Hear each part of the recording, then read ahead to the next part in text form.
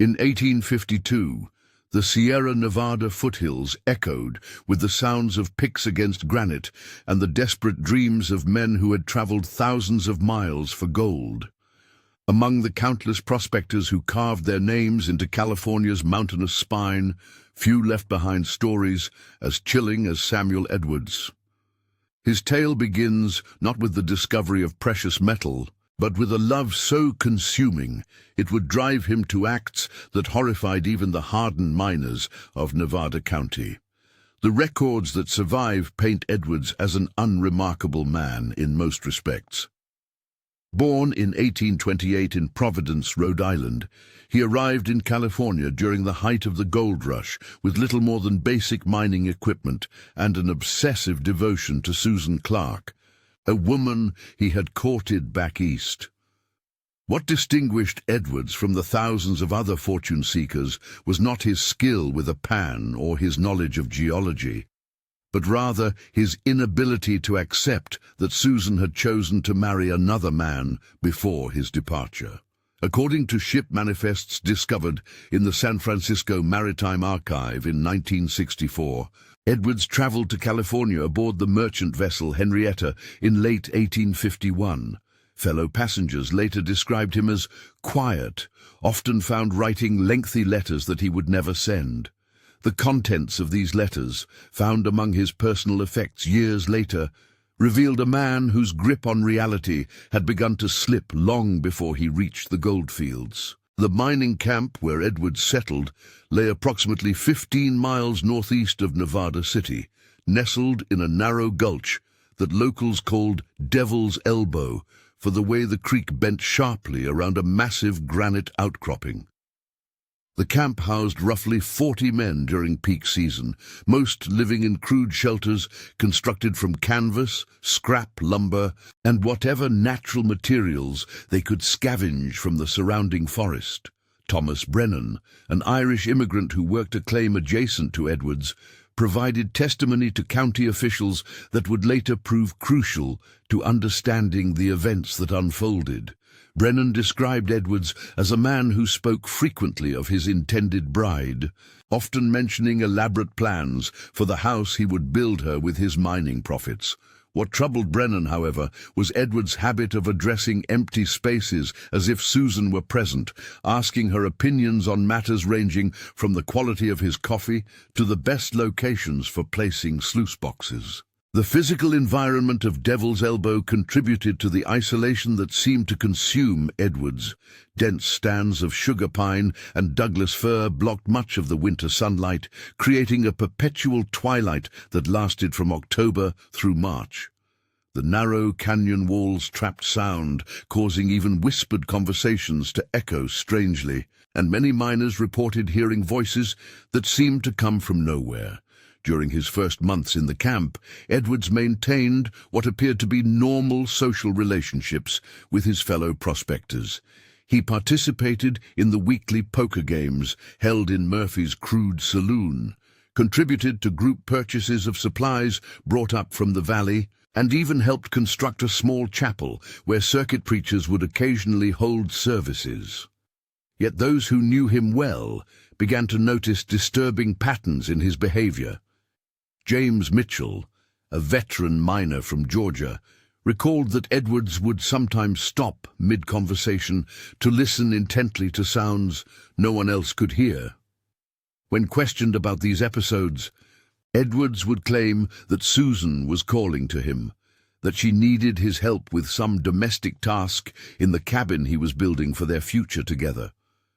The cabin in question was a ramshackle structure that Edwards had been constructing piece by piece throughout 1852, but witnesses noted that he seemed to be building it to accommodate 2 residents despite living alone. The first documented instance of Edwards' violent tendencies emerged in July of 1852, when he attacked a traveling merchant named Robert Hayes, who had made the mistake of commenting on Edwards' apparent bachelorhood. According to witness statements, Hayes had jokingly suggested that Edwards might benefit from the companionship of one of the women working at Murphy's establishment. Edwards responded by striking Hayes repeatedly with a mining pick handle, causing injuries that required weeks of recovery. What made this attack particularly disturbing was Edward's explanation for his actions. He claimed that Hayes had insulted Susan's honor, and that violence was the only appropriate response to such a transgression. When reminded that Susan was not present and had never visited the mining camp, Edwards became agitated and insisted that she had been standing directly behind him during the entire conversation. The isolation of the mining camp meant that serious crimes often went unreported to official authorities. Distance from established law enforcement, combined with the miners' general distrust of outside interference, created an environment where disputes were typically resolved through community consensus rather than formal legal proceedings. This informal justice system would prove inadequate when dealing with Edward's increasingly erratic behavior. In August of 1852, a new arrival to the camp would trigger the events that transformed Edwards from an eccentric but tolerable neighbor into something far more dangerous. William Patterson, a soft-spoken man from Pennsylvania, had purchased a claim downstream from Edwards and quickly established himself as a capable and industrious miner. Patterson's crime, in Edwards' distorted perception, was bearing a superficial resemblance to the man Susan had married back in Rhode Island. Edwards became convinced that Patterson was actually David Morrison, Susan's husband, who had somehow followed him to California with the intention of preventing their reunion. This delusion grew stronger despite Patterson's obvious confusion about Edwards' accusations and his production of documents clearly establishing his identity. Edwards began watching Patterson's movements obsessively, taking careful notes about his daily routines and muttering threats that other miners initially dismissed as harmless rambling. The deteriorating situation reached a breaking point on the morning of September 15, 1852. Patterson had risen early to work his claim before the day grew too hot, a common practice among the more experienced miners. Edwards, who had apparently been watching from concealment, approached Patterson while he was bent over his sluice box and struck him in the head with a shovel. What followed was not a moment of passion, but a methodical and prolonged attack that shocked even the hardened men of the mining camp. Edwards continued striking Patterson long after he had stopped moving, all while carrying on a conversation with his imaginary Susan about how they could now be together without interference. Several miners attempted to intervene, but Edwards had armed himself with multiple tools and managed to keep them at bay while completing what he apparently viewed as necessary work. The aftermath of Patterson's murder revealed the full extent of Edwards' psychological deterioration. When other miners finally subdued him, they discovered that he had been carrying on elaborate conversations with Patterson's corpse, alternately apologizing for the violence and explaining why it had been necessary. More disturbing still was Edwards's insistence that Susan had witnessed the entire event and had expressed gratitude for his actions. Dr. Henry Walsh, a physician who had been visiting the camp to treat injured miners, examined Edwards immediately following the attack and documented symptoms that would not be formally recognized as mental illness for decades to come. Walsh noted Edwards's apparent inability to distinguish between reality and hallucination, his elaborate system of delusions centered around Susan, and his complete lack of remorse for Patterson's murder. The miners' council that convened to decide Edwards' fate faced a dilemma common to frontier justice. The nearest official courthouse lay more than 2 days' ride away, and the informal legal system of the mining camps had no provision for handling cases involving obvious mental deterioration. Some argued for immediate execution, while others suggested that Edwards should be transported to San Francisco for proper medical evaluation. The debate continued for 3 days, during which Edwards was confined in a hastily constructed jail built into the side of the granite outcropping that gave Devil's Elbow its name. During his confinement, Edwards continued his conversations with the invisible Susan, discussing their future plans and expressing excitement about finally being free to marry.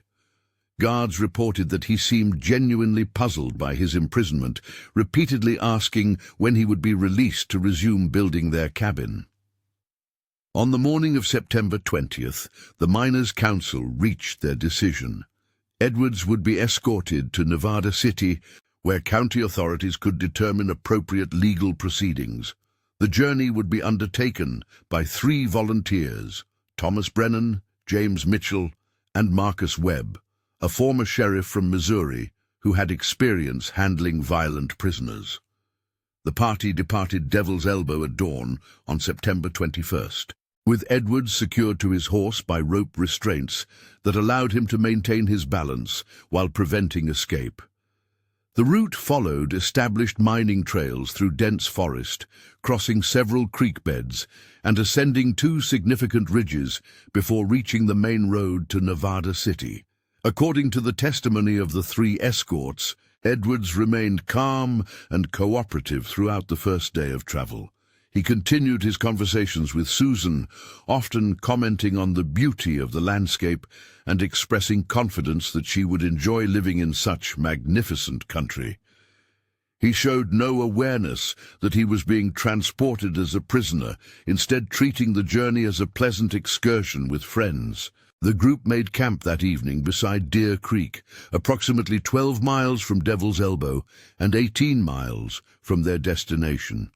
Brennan later testified that Edwards had seemed particularly animated during the evening meal, describing elaborate plans for expanding his mining operation and building a proper house with glass windows and a stone chimney. He spoke of Susan as if she were sitting beside the campfire, occasionally offering her portions of food that he would then consume himself. James Mitchell, who had volunteered for the second watch, reported that Edwards had slept peacefully until approximately 3 in the morning. At that point, Edwards had awakened and begun speaking urgently to Susan, warning her about some unspecified danger and promising to protect her. Mitchell noted that Edwards seemed genuinely frightened, repeatedly glancing toward the forest and whispering reassurances to his imaginary companion. What happened next would transform the Edwards case from a simple matter of frontier justice into one of the most puzzling disappearances in Sierra Nevada history. When Marcus Webb arose to take the final watch at 4 in the morning, he discovered that Edwards was no longer in the camp. The ropes that had secured him to a large pine tree had been cut cleanly, suggesting the use of a sharp knife, but none of the guards' weapons or tools were missing. A careful search of the immediate area revealed Edwards' tracks leading toward Deer Creek, but the trail vanished at the water's edge. The creek ran high and fast from recent mountain snowmelt, and the rocky bottom made tracking impossible. More puzzling still was the discovery of Edwards' boots, placed neatly side by side on the creek bank, as if he had removed them intentionally before entering the water. Webb, drawing on his law enforcement experience, organized an expanded search that continued for 4 days. The effort involved not only the 3 original escorts, but also volunteers from nearby mining camps who had been alerted to Edwards' escape. Despite covering more than 50 square miles of rugged terrain, searchers found no additional trace of the missing man. The official report filed with Nevada County authorities described Edwards as presumed drowned, a conclusion that seemed reasonable given the dangerous conditions in Deer Creek and the discovery of his boots at the water's edge. However, several details troubled the investigating officers. Edwards had demonstrated no previous suicidal tendencies, and his mental state suggested a man who believed himself to be beginning a new life rather than ending an old one. More significantly, searchers had found evidence of Edwards' presence at locations that seemed impossible to reach by following the creek. Scraps of fabric matching his clothing were discovered on tree branches more than a mile upstream from where his tracks had vanished, and several miners reported finding footprints that appeared to match Edwards' measurements in areas that could only be accessed by lengthy detours through dense forest. Dr. Walsh, who had examined Edwards after Patterson's murder, offered a theory that would influence investigations for years to come. He suggested that Edwards' psychological condition might have granted him unusual physical capabilities, allowing him to navigate terrain that would challenge even experienced woodsmen. Walsh noted historical accounts of individuals in extreme mental states demonstrating remarkable strength and endurance, though he admitted that Edwards' apparent survival seemed to stretch credibility. The question of Edwards' fate became more complex in October of 1852, when miners working claims along the American River reported encounters with a man matching his description. These sightings occurred approximately 30 miles south of Deer Creek, in terrain that would have required days of difficult travel through unmapped wilderness. The witnesses described a bearded man in tattered clothing, who spoke constantly to an invisible companion and seemed to be searching for something among the riverbank gravels. Similar reports continued through the winter months, always describing encounters with a solitary man who displayed obvious signs of mental disturbance and who seemed to be conducting some kind of urgent mission. The locations of these sightings formed a rough pattern stretching from the American River south toward the Mokelumne, suggesting that Edwards, if indeed he had survived his escape, was engaged in a systematic search of the goldfield regions. Jacob Harrison, a miner working near Jackson, provided the most detailed account of these encounters in a letter to his family in Ohio. Harrison described meeting a wild-looking man who claimed to be searching for his wife, who had supposedly become lost while traveling to their mining claim. The man had insisted that Harrison must have seen her, describing a woman who matched no one in the area but whose details corresponded closely to the descriptions of Susan Clark that Edwards had shared with his fellow miners. What made Harrison's account particularly credible was his description of the man's behavior and speech patterns, which matched testimonies from Edwards' time at Devil's Elbow. The stranger had demonstrated the same habit of addressing empty space as if speaking to another person, and he had shown detailed knowledge of mining techniques that suggested experience in the goldfields.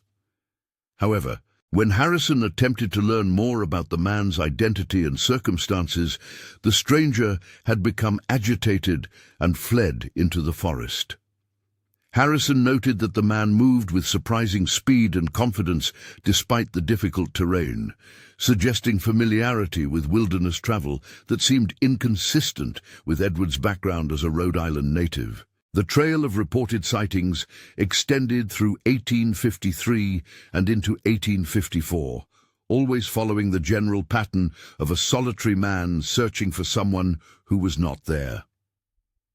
The accounts came from miners working claims throughout the Sierra Nevada foothills, from Mariposa County in the south to Plumas County in the north. The geographic scope of these reports suggested either an elaborate hoax or the movements of someone capable of covering vast distances through challenging terrain. Dr. Franklin Pierce, a naturalist from Harvard University who was conducting geological surveys in the region, became interested in the Edwards case after hearing multiple accounts from reliable witnesses. Pierce interviewed dozens of miners and compiled a detailed map showing the locations and dates of reported sightings. His analysis suggested that if the reports were accurate, Edwards was moving in a roughly circular pattern that brought him back to familiar areas at irregular intervals. Pierce's investigation revealed additional disturbing details about the encounters. Several witnesses reported that the man claiming to be searching for his wife carried what appeared to be personal belongings that had belonged to William Patterson, the miner Edwards had murdered at Devil's Elbow. These items included a distinctive pocket watch and a leather tobacco pouch that Patterson's friends could identify with certainty. The implications of Edwards carrying Patterson's belongings were troubling on multiple levels. It suggested not only that he had retained souvenirs from his crime, but also that his psychological state had deteriorated to the point where he might believe Patterson and Susan were the same person. This confusion between his victim and his obsession represented a level of mental disturbance that contemporary medical knowledge could not adequately address. As reports of Edward's sightings continued, they began to influence the behavior of other miners throughout the region. Men working isolated claims started carrying weapons more regularly and became suspicious of strangers who approached their camps. The knowledge that a murderer might be wandering the goldfields created an atmosphere of tension that affected the social dynamics of numerous mining communities. The Edwards case also highlighted the inadequacy of law enforcement in the remote mining regions. County sheriffs lacked the resources to conduct extended searches through unmapped wilderness areas, and the informal justice system of the mining camps had no mechanism for dealing with fugitives who might appear anywhere within a 1,000-square-mile area. In May of 1854, Dr. Pierce published a paper in the California Medical Journal describing the Edwards case as an example of what he termed ambulatory psychological deterioration. Pierce argued that Edwards represented a new category of mental illness characterized by elaborate delusion systems combined with unusual physical capabilities. He suggested that the isolation and stress of frontier life might trigger such conditions in individuals who possessed underlying psychological vulnerabilities. Pierce's theories gained support from similar cases documented throughout the American West during the 1850s. The combination of social isolation, physical hardship, and the psychological pressure of seeking fortune in dangerous conditions seemed to produce mental breakdowns that manifested in ways unknown in more settled regions of the country. However, the mystery of Edwards' survival and movements remained unsolved despite Pierce's academic analysis. The practical question of how a man with no wilderness experience could traverse hundreds of miles of rugged terrain while maintaining himself in a state of severe psychological disturbance continued to puzzle investigators and witnesses alike. The last verified sighting of Edwards occurred in November of 1854 near the town of Sonora in Tuolumne County. A merchant named David Porter reported selling supplies to a man who matched Edwards's description and who paid with gold dust that appeared to have been recently mined. Porter noted that the customer seemed agitated and spoke constantly to someone who was not present, behavior that matched previous witness accounts. Most significantly, Porter reported that the man had asked detailed questions about transportation to Rhode Island, suggesting that Edwards might have been planning to return east. The customer had inquired about stagecoach routes to Sacramento and ship schedules from San Francisco, though he seemed confused about the logistics of such a journey and appeared to believe he would be traveling with a companion. Porter's account proved to be the final documented encounter with Edwards, though rumors and unverified sightings continued for several years. The absence of additional confirmed reports after November 1854 suggested either that Edwards had successfully left California or that his remarkable survival in the wilderness had finally come to an end. In 1858, a team of surveyors working in the remote reaches of the Sierra Nevada discovered a crude shelter constructed in a natural cave approximately 60 miles northeast of Sonora. The shelter contained personal belongings that included items matching descriptions of Edwards' possessions, as well as what appeared to be the remains of William Patterson's pocket watch. More disturbing were the dozens of letters addressed to Susan Clark, all written in Edwards' distinctive handwriting and describing his ongoing search for her throughout the goldfields. The contents of these letters revealed a man whose grip on reality had continued to deteriorate during his years in the wilderness. Edwards wrote of conversations with Susan, describing her opinions about the weather, her preferences for different camping locations, and her excitement about their eventual reunion in Rhode Island. He also wrote of encounters with other miners, invariably describing them as obstacles to his mission rather than as potential sources of help or companionship. Most chilling were Edwards' references to removing obstacles that prevented his reunion with Susan. While the letters did not explicitly describe violent acts, They contained suggestions that Edwards had continued to view other people as threats to be eliminated rather than as fellow human beings. The implications for miners who might have encountered Edwards during his years of wandering were deeply troubling. The discovery of the cave shelter prompted a renewed investigation by Nevada County authorities, who had maintained an open file on the Edwards case despite the passage of time. Sheriff William Morrison, who had assumed office in 1856, organized a systematic search of the area surrounding the cave in hope of finding additional evidence about Edwards' activities and ultimate fate.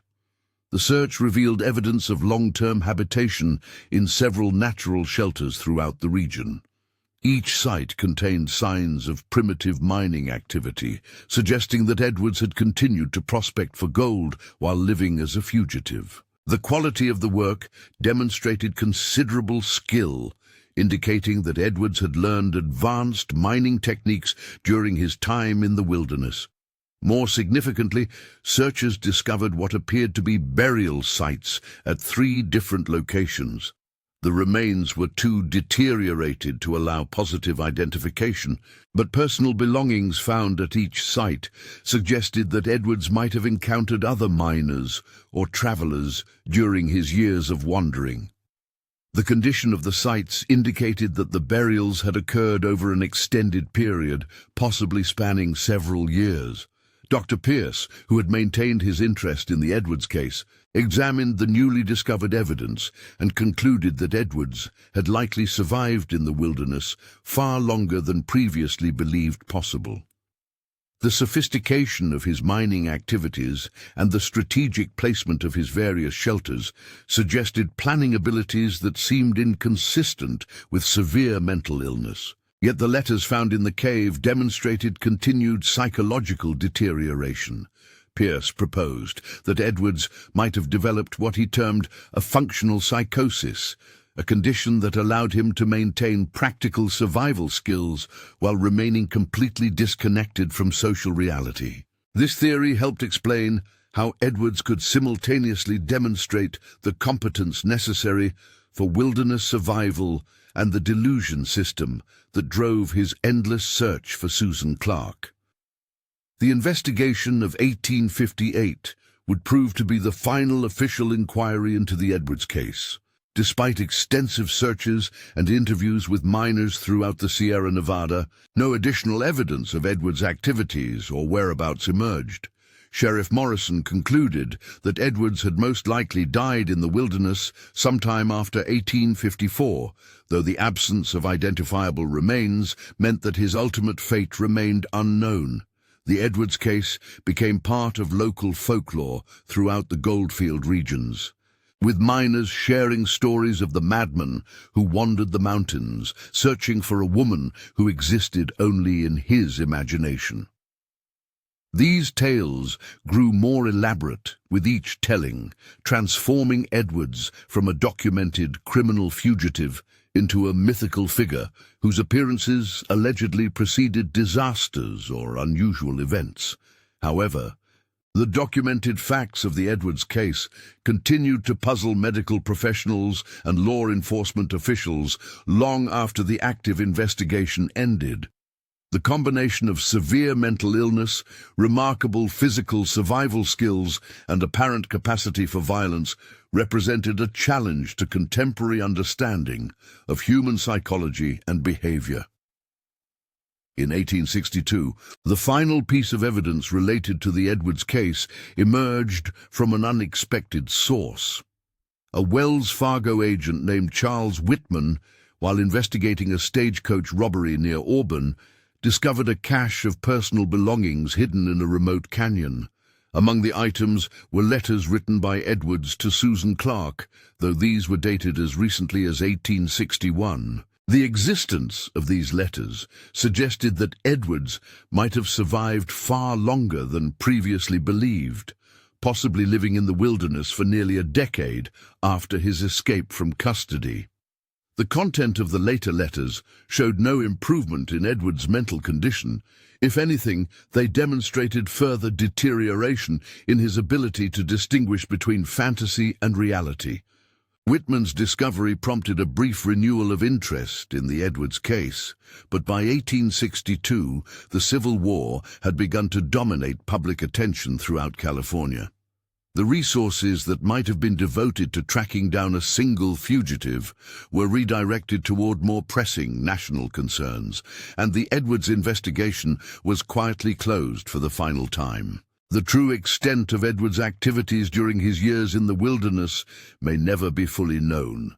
The vast and largely unmapped terrain of the Sierra Nevada could easily conceal evidence of his movements and potential crimes, and the informal nature of many mining operations meant that disappearances might go unreported or unnoticed for extended periods. What remains certain is that Samuel Edwards transformed from a disturbed but relatively harmless individual into something far more dangerous during his time in the California goldfields. The combination of isolation, psychological stress, and the absence of effective law enforcement created conditions that allowed his mental illness to manifest in ways that posed a genuine threat to other miners and travelers throughout the region. The Edwards case serves as a stark reminder of the human costs of the California gold rush, which extended far beyond the well-documented hardships of mining and the economic displacement of indigenous populations. The psychological toll of frontier life, particularly on individuals with underlying mental health vulnerabilities, created situations that 19th-century society was ill-equipped to handle. Perhaps most disturbing is the realization that Edwards' story was likely not unique. The same conditions that contributed to his psychological breakdown affected thousands of other men who had traveled to California in search of fortune. While most managed to maintain their mental stability or found support within mining communities, others may have succumbed to similar delusions and violent behaviors without leaving behind the documentary evidence that makes Edwards' case memorable. The mining camps of the Sierra Nevada gradually evolved into more stable communities with better law enforcement and social services, reducing the likelihood that cases like Edwards could develop and persist undetected. However, the remote wilderness areas where Edwards spent his final years remain largely unchanged, still capable of concealing secrets and swallowing men whole. In 1864, a hunter named Robert Clayton reported finding human remains in a natural shelter near the headwaters of the Mokelumne River. Among the remains were items that appeared to match Edwards' descriptions, including a distinctive belt buckle that had been mentioned in witness testimony from his time at Devil's Elbow. However, the remote location and deteriorated condition of the remains made positive identification impossible. Clayton's discovery provided a potential conclusion to the Edwards mystery, though it raised as many questions as it answered. The location was more than 100 miles from the last verified sighting of Edwards in Sonora, requiring another remarkable journey through unmapped wilderness. The condition of the shelter suggested that Edwards had continued to live as a successful prospector even in his final years, accumulating a considerable amount of gold dust that Clayton found cached in hidden containers. Most puzzling was the discovery of additional letters to Susan Clark, apparently written shortly before Edwards' death. These final communications showed a man who had maintained his delusion system until the very end, still planning for a reunion that could never occur and still describing conversations with a woman who had never shared his wilderness exile. The Clayton discovery marked the unofficial end of active interest in the Edwards case, though stories about the hermit prospector continued to circulate among miners and hunters for decades. Occasionally, new evidence would surface: a cache of belongings, additional letters, or witness accounts of encounters with a solitary man matching Edwards' description, but none provided definitive answers about his ultimate fate or the full scope of his activities. In 1967, Dr. Margaret Walsh, a psychiatrist at the University of California who had become interested in historical cases of wilderness survival among mentally ill individuals, conducted the most comprehensive analysis of the Edwards case to date. Dr. Walsh concluded that Edwards represented an extreme example of a condition she termed environmental adaptation psychosis, in which individuals with severe mental illness develop remarkable survival capabilities while remaining completely disconnected from social reality. Walsh's analysis suggested that Edwards's survival in the Sierra Nevada wilderness for over a decade represented one of the most remarkable cases of human adaptation on record, made more extraordinary by his concurrent mental deterioration. She theorized that Edwards's delusion system, while destroying his ability to function in normal society, might have provided the psychological framework necessary for survival in extreme isolation. The Edwards case continues to fascinate researchers studying the intersection of mental illness and human survival capabilities. Modern psychological evaluation of Edwards's documented behavior suggests the presence of multiple conditions that were not recognized in 19th century medicine, including what would now be identified as delusional disorder, possible schizophrenia, and antisocial personality traits that manifested in his violence toward perceived threats. Perhaps the most enduring mystery of the Edwards case is not what happened to him, but rather what he might have accomplished under different circumstances. His demonstrated ability to survive and even thrive in wilderness conditions that challenged experienced frontiersmen suggests capabilities that, properly channeled, could have made him a valuable member of any mining community. Instead, Edwards became a cautionary tale about the dangers of isolation and the inadequacy of frontier society's response to mental illness. His story serves as a reminder that the American West's mythology of individual self-reliance could become a trap for those who lacked the psychological resources to maintain their humanity in the face of extraordinary hardship. The goldfields of the Sierra Nevada eventually gave up most of their easily accessible wealth, and the mining camps evolved into towns or faded into ghost towns as economic opportunities shifted elsewhere. Yet the wilderness areas where Edwards spent his final years remained largely unchanged, still vast enough to conceal secrets and still challenging enough to test the limits of human endurance. Today, hikers and hunters occasionally report finding remnants of old mining camps or primitive shelters in remote areas of the Sierra Nevada. Some of these discoveries might represent the final resting places of Samuel Edwards, or evidence of his decade-long wandering through the mountains. However, the passage of more than a century has made identification of such remains impossible, ensuring that the full story of Edwards's survival and ultimate fate will remain forever unknown.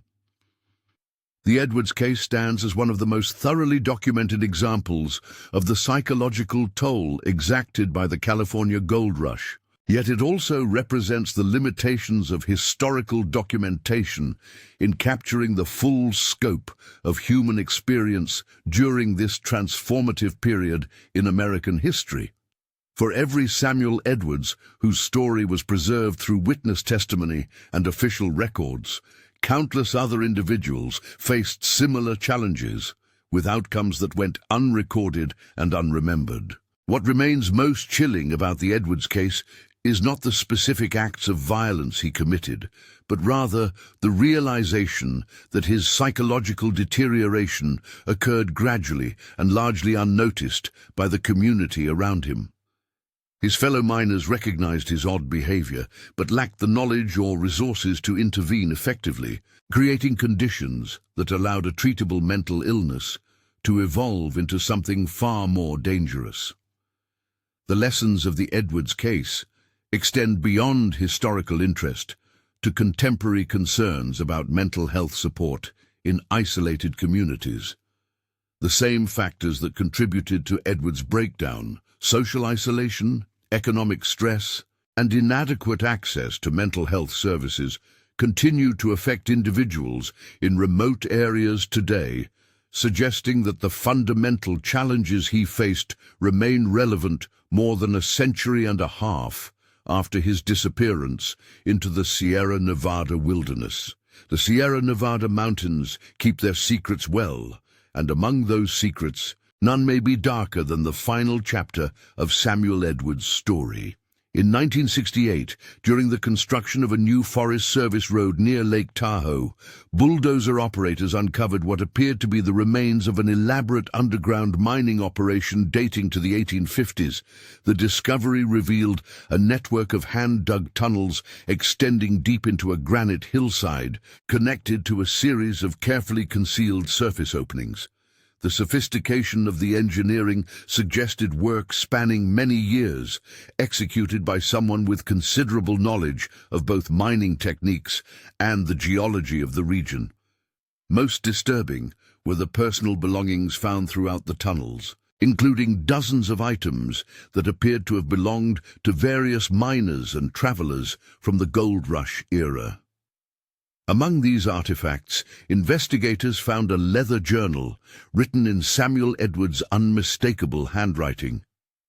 The final entries, dated October 1864, revealed a man whose delusions had evolved into something even more terrifying than his original obsession with Susan Clark.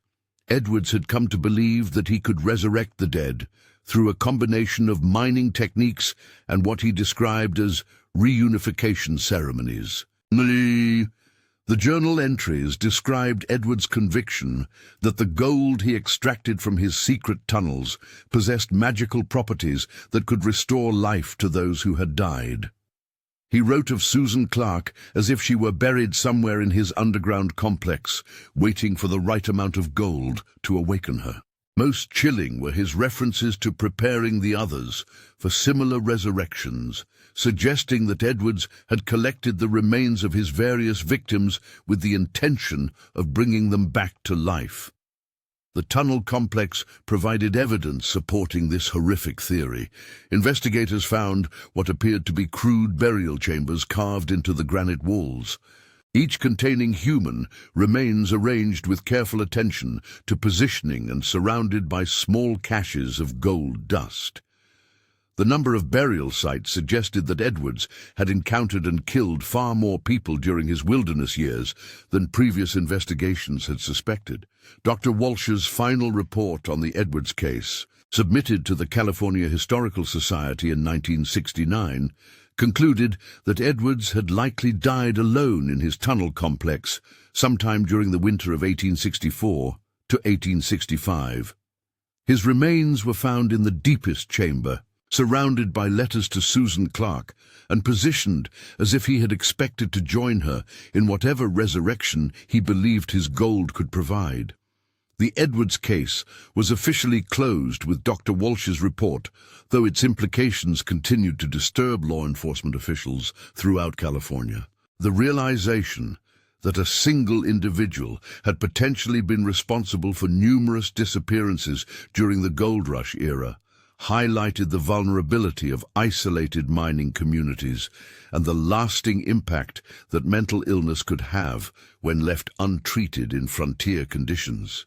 Perhaps most troubling was the recognition that Edwards' story might not have been unique. The same isolation and stress that had contributed to his psychological breakdown had affected thousands of other men during the California gold rush, and the primitive state of record-keeping during that era meant that other cases of similar deterioration might have gone completely undetected. The tunnel complex was sealed by federal authorities and its location classified to prevent curiosity seekers from disturbing what had become, in effect, a mass grave. The site remains closed to public access, though Forest Service personnel occasionally report strange echoes emanating from the sealed entrances during winter storms, sounds that seem almost like voices calling from deep underground. Samuel Edwards vanished into the Sierra Nevada wilderness in 1852 as a disturbed but recognizably human being. When his story finally ended 12 years later, he had become something else entirely, a creature driven by delusions so complete that they had transformed love into murder and grief into an elaborate necromantic fantasy played out in the darkness beneath the California mountains. The gold Edwards had spent over a decade extracting from his secret tunnels was never found, despite extensive searches by investigators. Local legend suggests that he had hidden his accumulated wealth somewhere deeper in the tunnel system, beyond the reach of those who discovered his final resting place. Whether this treasure ever existed or was simply another product of Edwards' disturbed imagination remains unknown. Today, more than a century and a half after Edwards first arrived in the Sierra Nevada goldfields, his case serves as a stark reminder of the human cost of the California gold rush.